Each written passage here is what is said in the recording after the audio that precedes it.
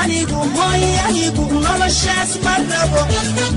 naftii baad igu dhibteen qofku marka 4 sano oo aan nafis la siinayn oo aan shaqo loo ogolaanayn oo la mashquulinayo damxuu qaban karaa hanogin waa kunacay wayahay waa kunacay ninkoo lagu naciyay anigu hoy anigu noloshaas ma rabo naftii baad igu dhibteen إن شاء الله وأنا رجينا وأنا قولي سرينا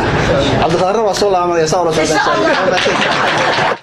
هنوغين وكل عين وياه وكل عين وين قولة